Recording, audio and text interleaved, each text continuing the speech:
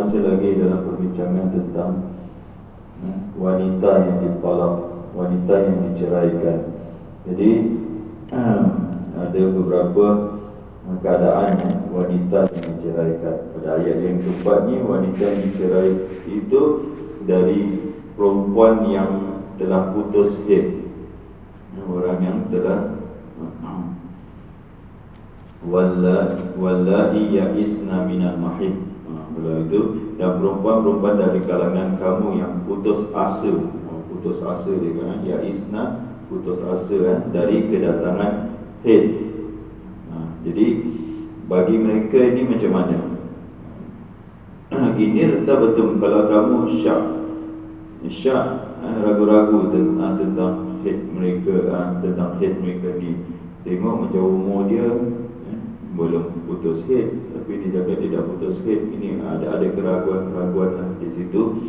Kita pun tak tahu apa saja. Kalau bila ada masalah, tuan-tuan tanya mufti lah, tanya fatwa.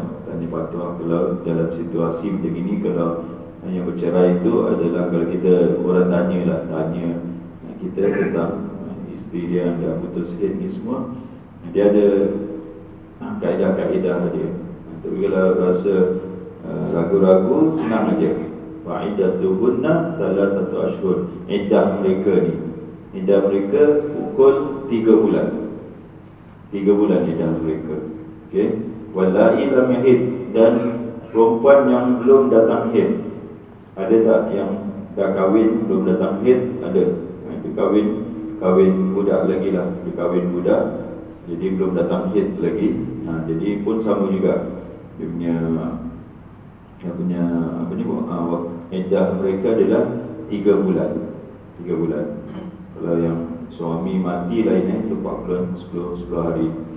Kemudian jenis wanita yang mengandung pula, walatul ahmal, wanita yang mengandung pula, dia punya iddah dia ajalahunna ayadhna hamlahun. Bila dia lahirkan anak, itulah dah selesai lah dia punya iddah dia. Tengok kalau dia awal lagi, iddah dia panjang tu. Kalau awal 9 bulan, kalau dia diceraikan waktu awal, kalau iddah dia nak tunggu tu 9 bulan lah, sampai dia melahirkan. Tapi kalau dia dah dia nak dekat-dekat habis tu, cepat aja iddah dia. Mungkin sebulan ke apa, kalau dia dah syarat yang dah mengandung, bila dia lahir aja, maka habislah iddah dia. Wa may yattaqillaha yaj'al lahu min amrihi yusra. Balik kepada takwa. Pada siapa yang bertakwa kepada Allah Subhanahu wa taala. Waktu cerai lah ni, waktu cerai ni, takwa ni perlu tinggi. Itu kena ikut. Takwa ni apa? Ikut apa yang Allah perintah dan jauhi apa yang Allah Subhanahu wa taala larang. Kalau dia bertakwa, Allah janji bagi dia, yaj'al lahu min amrihi yusra. Allah akan mudahkan segala urusannya. Urusan dalam perceraian, urusan ini, urusan itu semua, dah anak dah, apa semua, Allah SWT janji Allah akan mudahkan urusan dia. Sebelum dia sebelum dia Allah SWT janji Allah akan bagi dia rezeki. Allah ini yang ketiga lah, Allah jadikan dia jalan keluar kepada masalah dia. Kemudian Allah akan bagi dia rezeki. Yang ini pula Allah SWT akan mudahkan urusan dia. Kalau dalam bab perceraian. Tapi kalau di luar perceraian secara umum dia, kalau kita bertakwa, kita ada masalah sulit, apa masalah, macamnya nak selesaikan masalah dia, kita selalu mohon, ya Allah mudahkan urusan kita. Kita minta tapi tak membuat apa yang Allah SWT perintah. Allah perintah kita supaya bertakwa. Jangan hanya minta saja. Bertakwa, Allah SWT akan mudahkan urusan kita. Apa sajalah urusan kita dunia ini. Urusan kita banyak urusan di dunia ini. Allah SWT akan mudahkan bagi orang yang bertakwa. Kemudian ayat seterusnya, tengok tuan-tuan, ayat ini, zalika, peraturan-peraturan tu, hukum-hukum tu semua. Zalika yang demikian itu hukum-hukum yang Allah Subhanahu wa taala jelaskan tentang perceraian ini, dan talaq ini amrullahi adalah perintah-perintah Allah Subhanahu wa taala ataupun hukum-hukum Allah. Yang demikian semua ni Allah Subhanahu wa taala hukum yang diturunkan, anzalahu ilaikum, yang Allah Subhanahu wa taala turunkan kepada kamu. Subhanallah. Kita punya hukum beza dengan agama lain ataupun kita jaga pahaman lain. Hukum kita ni dapat daripada Allah Subhanahu wa taala. Itu yang kita cakap hukum kita ni adalah yang diturunkan, betul. Special lah hukum kita adalah hukum dari langit. Allah Subhanahu wa taala turunkan kepada kita. Beza dengan agama lain ke hukum-hukum lain. Hukum-hukum lain mungkin bukan hukum, mereka cipta sendiri hukum mereka. Bagi kita adalah hukum ni, hukum iddah. Siapa yang cipta tu kan? Hukum dia yang tadi saya cakap 3 bulan tu, Allah Subhanahu wa taala. Ulama ada buat? Tak ada. Mana ada ni? Allah cakap 3 bulan. 3 bulan ada orang boleh cakap bagi perempuan yang belum datang haid ke apa kan, kurang daripada 3 bulan, tak ada. 3 bulan ada. Allah Subhanahu wa taala tetapkan. Jadi kita lihat inilah keistimewaan kita ni. Hukum kita adalah hukum dari langit. Allah Subhanahu wa taala turunkan kepada kita. Tapi masalahnya kita ni, Allah dah bagi special punya hukum, tak nak ikut juga. Tak nak ambil, tak nak terima hukum daripada Allah Subhanahu wa taala. Lebih rela daripada hukum hawa nafsu, hukum manusia. Kita lagi suka daripada hukum Allah Subhanahu wa taala. Ini memang kita yang tak hargai. Allah cakap zalika amrullahi anzalahu ilaikum. Inilah yang demikian itu. Dia cakap hukum. Jadi semua hukum, hatta solat kita pun, tuan-tuan. Solat kita ni daripada mana kita dapatnya solat kita ni? Daripada mana? Daripada langit lah. Mana ada Rasulullah SAW cipta? Diturun malaikat Jibril, diturun oleh Allah Subhanahu wa taala untuk ajar Rasulullah SAW. Malaikat Jibril belajar dari siapa? Kita juga. Malaikat Jibril tahu solat ni daripada siapa? Daripada Allah. Turun secara praktikal, tunjuk kepada Nabi ini solat macam gini. Solat di waktu-waktu solat. Malaikat Jibril turun ajar Rasulullah SAW. Jadi solat kita ni daripada Allah. Kita baca ni semua adalah daripada Allah SWT. Itulah wahyu. Kita ni beruntung sangat kerana hukum kita ni daripada wahyu. Beza dengan hukum-hukum mereka-mereka tu, agama ke atau bangsa ke apa, mereka punya bukan daripada wahyu. Siapa yang ada hukum yang ada hukum daripada wahyu ni? Kalau bukan kita je hukum daripada wahyu. Yahudi pun dapat wahyu Allah Subhanahu wa taala, tapi mereka punya leweng. Nasrani dah campur aduk lah. Dia tak tahu mana satu wahyu, mana satu tak wahyu. Kitab mereka semua dah campur aduk. Kitab Bible tu, dia macam dalam dia ada Al-Quran, ada hadis, ada kata-kata sahabat, ada kata-kata ulama. Semua dalam Bible tu. Tak tahu mana satu kata-kata. Ada kata-kata Nabi Isa. Kata-kata Nabi Isa pun dia macam hadis lah. Quran, hadis, kata-kata disciple dia, sahabat. Kemudian ulama ni semua campur aduk. Tak dapat bezakan mana satu kata-kata Allah. Jadi hanya kita je yang ada hukum.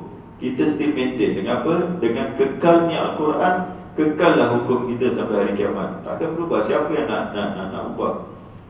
Senang aja Allah nak kekalkan kita punya hukum dia. Allah kekalkan Al-Quran aja. Allah kekalkan Al-Quran. Allah inna anzalna dzikra, inna nahnu nazzalna dzikra wa inna lahu lahafizun. Sungguhnya kami telah turunkan Quran ni, zikr ni, dan kami akan jaga dia, kami akan pelihara dia. Allah tak bagi kita tanggungjawab pelihara Al-Quran ni kepada manusia. Allah sendiri akan pelihara dia. Tak boleh ubah. 1400 tahun tak berubah Quran ni. Berarti hukum dia berubah tak? Kalau Al-Quran tak berubah, hukum dia tak berubah. Ini hukum daripada Allah Subhanahu wa taala. Tapi memang kita ni zalim betul. Hukum yang Allah turunkan kepada kita, kita tak nak. Kita tak nak. Apa jadi? Inilah apa yang kita jadi sekarang ni. Kita tak macam para sahabat. Kenapa? Apa beza sahabat dengan kita? Senang aja. Sahabat ikut hukum Allah. Sahabat, kata Ibn Mas'ud, kami baca ni, kami akan jaga hukum-hukum dia. Nanti datang akhir zaman, umat akan baca, dia akan jaga hukum-hukum dia. Tapi hukum tajwid, Ibn Mas'ud yang cakap. Betul tak? Dia bukan jaga hukum dia dalam dia, tapi tajwid dia betul ke salah, itu je setakat jaga tajwid dia. Kami jaga hudud di dalam hukum-hukum di dalam Al-Quran. Kamu pula nanti akhir zaman jaga hukum-hukum tajwid, hukum-hukum macam mana nak lafazkan Al-Quran, itu je. Kamu punya fikiran pada tajwid saja. Macam gitu Ibn Mas'ud kata. Ini bukan saya cakap, kata Ibn Mas'ud. Jadi beza kita dengan sahabat, mereka jaga hukum dan Allah muliakan mereka. Mereka menegakkan hukum Allah Subhanahu Wa Taala, Allah muliakan mereka. Kita apa mulia apa? Ada kemuliaan pun tak hidup dalam kehinaan. Itu dia. Wa may yattaqillaha yukaffir anhu sayiatihi. Siapa yang bertakwa kepada Allah, ni lagi yang keempat. Allah janji, ini semua janji daripada Allah Subhanahu Wa Taala. Takwa, Allah Subhanahu Wa Taala akan hapuskan kesalahan-kesalahan kita.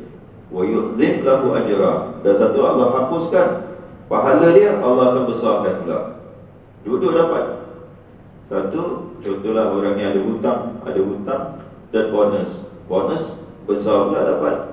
10 bulan ada tak? Tak ada 10 bulan bonus.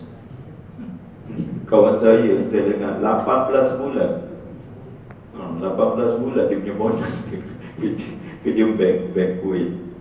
Berapa bonus? 18 bulan pun. Cakap macam lebih daripada setahun dia punya bonus dia. 18. Contohlah, bonus dapat, hutang pun dengan company pun hilang semua.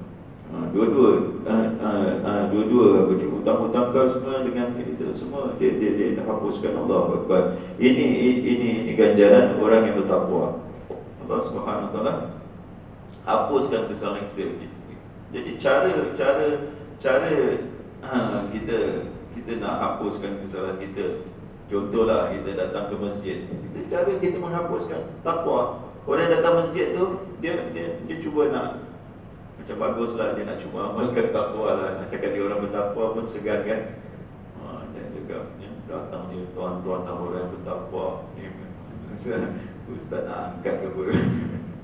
Tak ada. Kita berusaha untuk nak bertakwa. Betul tak tuan-tuan? Kita berusaha je. Kita nak berusaha hidup orang yang bertakwa. Datang aja Allah SWT hapuskan. Setiap langkah kita Allah SWT hapuskan dosa kita. Duduk aja, malaikat akan betul. Jadi orang bertakwa ni, dia punya benefit dia banyak sekali tuan-tuan. Dengan amalkan cara hidup takwa ni, dosa-dosa kita semua sayiat Allah SWT hapuskan. Setiap apa yang dia buat, cuma dosa dia dihapus. Hatta dia bekerja pun, ada dosa yang tidak dapat diampuni dengan berdoa, dengan amal ibadat. Tapi kata hadis dapat dihapuskan dengan keras, bekerja keras, niaga ke, bekerja ke, Allah SWT hapuskan. Jadi benefit orang yang bertakwa dengan syarat apa? Wa may yattaqillah. Dengan syarat dia bertakwa. Dia nak rezeki, dia tampal aja ayat 1000 dinar. Wa may yattaqillah gitu, tapi takwa pun tak ada. Gitu macam kepada Allah SWT expect dia nak bagi dia rezeki macam gitu. Awak kena bertakwa. Bertakwa baru dapat. Kalau tampal aja, tampal ni macam Quran tampal di dinding, supaya diberkati. Rumah nak berkat, tampal Al-Quran. Wallpaper tu habiskanlah dekat 30 juz. Tengok berkat ke tidak. Wallpaper ada tak? 30 juz ni surah ni. Ini pun ada. Surah habis, tampaklah. Bukan cara macam gitu. Bukan cara macam gitu. Bacalah Al-Quran, baru rumah diberkati.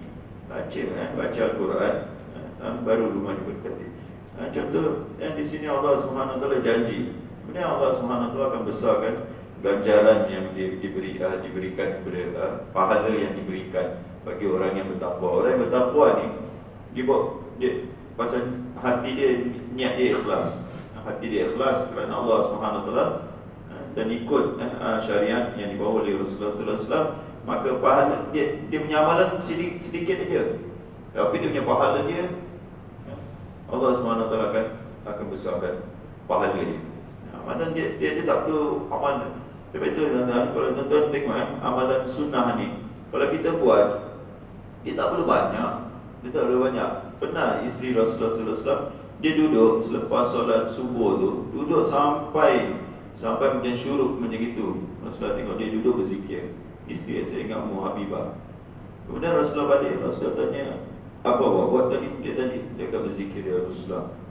Kalau awak berzikir tiga kali, Subhanallah bihamdi adada khalqi wa ridha nafsi zinata arsyih menjadi kalimatin, itu je 3 kali tu dah menyamai apa yang awak buat dari tadi, daripada lepas subuh tu sampai ke syuruk tu dia duduk, itu 3 kali je. 3 kali Rasulullah SAW nanya. Jadi amalan sunnah ni dia sikit je kita baca subhanallah subhanallah subhanallah lepas solat apa ni, lepas solat fardu kan, Allah Subhanahu Wa Taala hapuskan ganjaran kamu macam buih di lautan pun Allah Subhanahu Wa Taala akan hapuskan banyak sekali ganjaran walaupun sedikit je. Kalau kita tengok amalan yaum wal laila, ada ulama macam Imam An-Nasai, dia kumpulkan amalan-amalan Rasulullah sallallahu alaihi wasallam seharian daripada siang dan malam. Simple je tuan-tuan, tak ada yang ribu-ribunya. Tak ada yang ribu-ribunya, 10-20 ribunya zikir gini, tak ada. Simple je dia punya zikir dia pun tak banyak. Kalau kita akan zikir ibadat dia, tapi dia punya pahala dia besar sangat. Itu kan Allah SWT akan besarkan pahala dia bagi orang yang bertakwa kepada Allah SWT.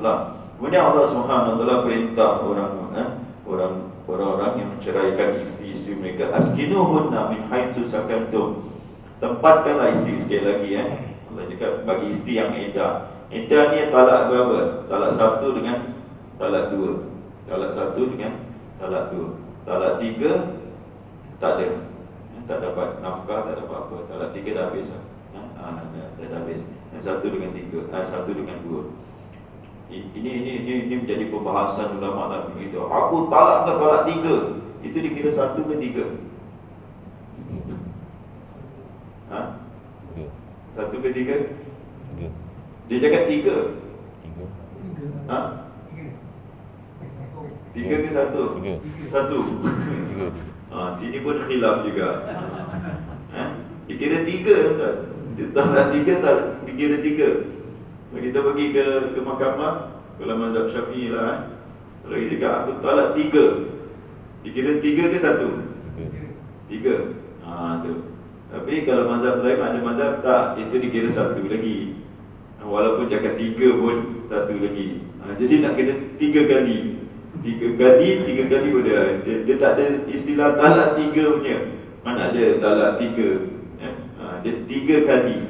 Kali yang ketiga. Itu kan. Jadi pembahasan itu perbezaan pendapat ulama lah. Ada seorang tu dia telefon saya dah sebut talak 3 lah. Student UTM baru kahwin. Adalah saya tak bercakap lah amalan apa kan. Jadi dia kata kalau saya lakukan, saya akan talak 3 dengan isteri saya. Isteri cantik pula. Isteri dua sport punya. Sport punya ni cantik lah kan. Saya tengok okay. Aku tak boleh jawab apa kan. Pergi mahkamah lah. Ini kes berat ni. Dia dah pergi cakap dia, kalau dia lakukan perkara dia talak 3 dengan isteri dia. Sambut bodoh. Benda banyak-banyak syarat itu pula. Nak main-main dengan talak pula. Sekarang dah macam tu Ustaz, pergilah. Awak kena pergi tanya dengan mereka. Saya tak boleh bagi keputusan. Yang boleh cerai, nikah cerai ni kita tak masuk campur lah. Pergi mahkamah atau pergi jabat qadi, pergi tanya dengan mereka. Macam mana status aku? Ni 3 tak boleh rujuk terus. Habis terus. Allah, rugi betul.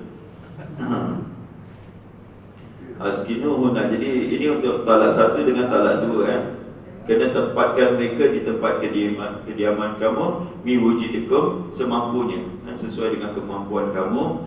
Wala tudaruhunna, jangan kamu menyakiti mereka, ditudayyiqu alaihin, dengan tujuan untuk menyusahkan mereka ni. Jadi Allah Subhanahu Wa Taala tahu perasaan seorang yang talakkan isteri, perasaan marah, perasaan dendam, perasaan ini. Jadi larangan Allah banyak. Kalau kita lihat di sini tuan-tuan, satu, tempatkan mereka, jangan halau mereka kan. Ayat sebelumnya kita kata jangan keluarkan mereka. Ini Allah suruh kita tempatkan mereka, dan jangan sakiti mereka. Jangan sakiti mereka, jangan susahkan mereka, jangan. Jadi kita tengok inilah takwa, kita cakap takwa dalam saat-saat macam ini kena ikut perintah Allah Subhanahu Taala. Kemudian Allah cakap wa in kunna ulati hamlin fa'anfiqu alaihin. Kalau mereka ni mengandung, maka berilah nafkah kepada mereka. Kena bagi nafkah sehingga mereka melahirkan anak. Fa in arda'na, kalau dia dah apa ni? Kemudian jika mereka menyusukan, sehingga mereka melahirkan anak, kena bagi nafkah. Itu yang kita kata dia punya iddah panjang tu. Iddah yang mengandung ni, dia bukan 3 kali huruf, 9 bulan ni. 9 bulan awak kena tanggung dia. Kena bayar nafkah dia. Dan kemudian lepas dia lahirkan, dia susukan anak awak, menyusu, maka fa in arda'na lakum fa'atuhunna ujurahun, kena bayar upah. Kenapa kena bayar upah? Dia tak cakap nafkah pula. Maksud tadi nafkah beda. Beda. Betul kan? Jadi dia dah melahirkan dah habis lah. Dia punya iddah dah habis. Dah habis iddah, maka dia bukan isteri dia lagi lah. Sekarang dia bukan nafkah. Awak kena bayar dia susukan anak awak. Wa'tamiru bainakum bil ma'ruf. Allahu akbar. Kita tengok dalam keadaan-keadaan gini, Allah cakap berundinglah. Berunding, mesyuarat dengan mereka bil ma'ruf, dengan baik. Mesyuarat di antara kamu. Ini kalau kita boleh nampak gambaran kita punya masyarakat ni, kalau cerai ni ada buat macam gini, nak berunding, nak duduk berunding. Ada tuan-tuan, perang habis-habisan terus, duduk semeja dah tak boleh lagi. Yang Allah cakap berunding dengan baik, berunding dengan masa-masa muka, berunding dengan baik di antara kamu tentang anak.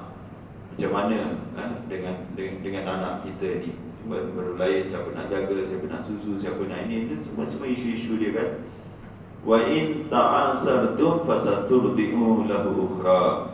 Dan sebaliknya, jika kamu dari kedua pihak mengalami kesulitan, maka bolehlah cari perempuan lain untuk menyusuinya, budak-budak tu. Kalau tak dapat agreement, contohlah perempuan ni cakap, aku pun nak kahwin juga, aku pun nak kahwin, nak ada suami baru, takkan aku nak jaga anak ni. Si dia ni pun ataupun si dia ni cakap, kau kena susukan aku, tapi aku tak nak bayar apa-apa.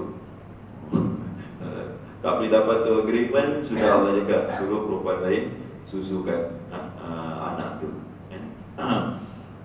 Liyunfiq dzu sa'atin min sa'ati, hendaklah orang yang mampu, orang yang mempunyai dzu sa'atin ini, orang yang mempunyai luas, orang yang luas kemampuan dia, orang yang senang lah, orang yang senang. Tapi dia tak tulis ni orang yang mampu memberi nafkah tu, menurut Zu sa'at tu luas, orang yang meluas rezeki dia, maka dia infak ikut dia punya pendapatan dia lah. Kalau luas, maka awak kena beri dia nafkah dia. Nafkah sekali lagi tuan-tuan, ini untuk yang satu dengan dua, talak satu dengan talak dua ni kena beri nafkah kepada itu dalam waktu iddah ni. Wa man qudira alaihi rizquhu falyunfiq mimma ataahu Allah. Dan siapa yang sempit rezekinya, maka hendaklah dia memberi nafkah itu menurut kemampuan dia, menurut apa yang Allah Subhanahu Taala berikan kepada dia. Ini ayat ni diturunkan untuk memberi nafkah waktu iddah tu. Kena beri nafkah. Tapi dia umum. Dia umum adalah lepas tu isteri dah tak ada, terlepas nafkah. Sekarang nafkah siapa? Anak. Apa yang terjadi, tuan-tuan? Apa yang terjadi? Ini masalah besar sekali dalam masyarakat kita. Isteri jaga anak tak diberi nafkah kepada anak ni.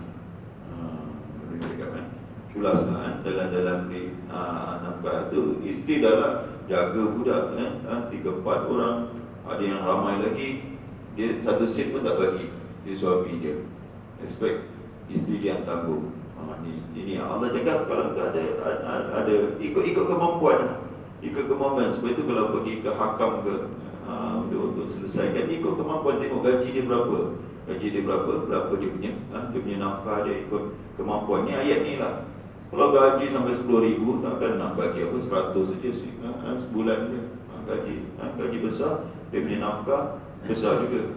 Jadi kita ni infak nafkah lah kepada keluarga kita itu ikut pendapatan kita dah. Siapa yang puas mampu, kalau mampu, tafadhal nak nafkahkan untuk anak. Cakaplah duit jajan. Awak mampu bagi lebih. Jangan kedekut sangat, bagi RM1 aja nak berlapar kan. Lepas tu dia belanja kawan dia boleh tahan juga. Anak bagi sedikit, kawan pula yang dia lebihkan.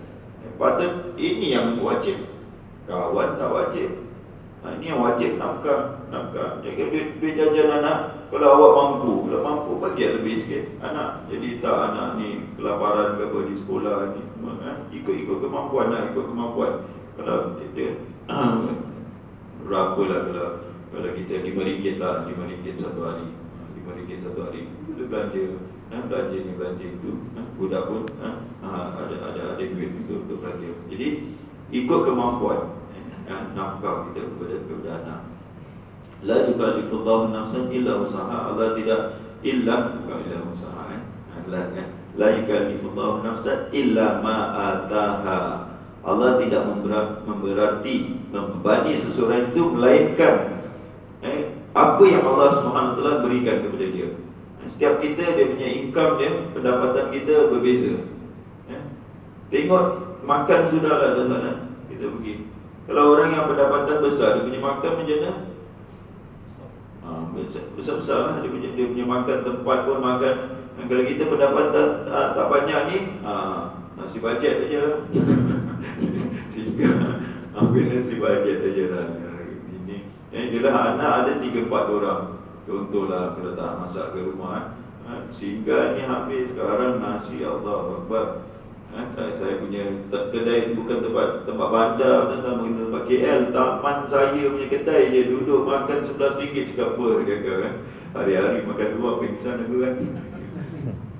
Baru ambil sayur, ambil gini dengan air RM11 boleh tahan makan kita. Makan nasi campur macam gitu. Itu kita seorang. Kalau 2-3 anak nak makan semua, sekali keluar dia RM50 habis. Jadi Allah SWT tak beban kita, tak beban. Orang Melayu punya Islam tak boleh. Anak aku mesti dapat. Kalau orang anak lain dapat, orang lain dapat, anak aku mesti nak dapat. Anak lain ada handphone, anak aku pun mesti dapat. Macam betul je. Kaedah orang Melayu macam gitulah. Apa anak orang dapat, anak aku mesti dapat. Tengoklah, ukur juga dulu lah. Anak-anak. Saya ingat satu budak tu, macam nak menangis saya tengok. Orang semua dengan game dulu kan. Game apa nama game? Play apa station dah apa tu kan. Dulu kan sibuk, dengan orang tua pun sibuk dengan game. Dulu belum handphone ni time lah. Main video game itu. Dalam kelas lah, orang semua keluarkan game. Dia keluarkan, ya Allah, macam nak menangis saya tengok. Game juga tuan-tuan, tapi yang teng 3 tu kan. Ya Allah. Saya kata orang main game yang itu, Nintendo nak game juga. Tak apa lah. Sedih tengok ada anak orang miskin dikeluarkan game dia itu jadi juga main game. Tak apalah, jadi ada yang bapak dia kalau keluar duit 200-300 habis tak makan dah kalau beli game anak. Allah kalau ada duit boleh. Saya ja'alullahu ba'da usri yusra, ya Allah. Ini dia Allah Subhanahu wa taala. Ayat ni powerful sangat kata. Orang ada dalam kesempitan hendaklah diingat bahawa Allah Subhanahu wa taala akan memberi dia kesenangan sesudah kesusahan. Ini confirmnya tuan-tuan. Bila tuan-tuan berapa lama kita susah? Berapa lama? Kita kesempitan sekejap je. Dah senang. Sekejap je. Kita kesempitan berapa tahun aja, lepas tu dah senang, anak dah besar, anak dah itu dah senang. Apalagi anak dah kahwin dah ini, dah doktor belum lagi belum habis lagi, panjang lagi list dia. Saya nak dekat-dekat sikit Allah Akbar. Dah tak macam dulu, Allah Akbar. Nak tanggung semua 6 tu, rasa Allah Akbar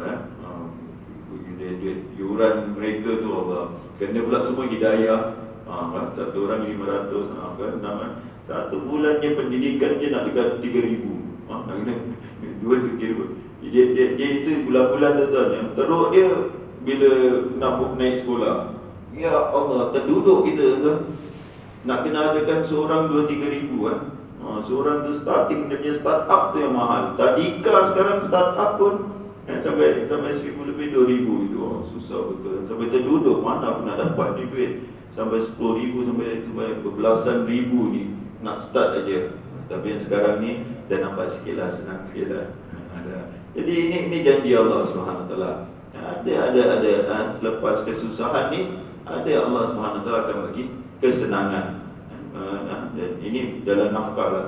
Kita cakap ayat ni konteks dia dalam kita nafkah.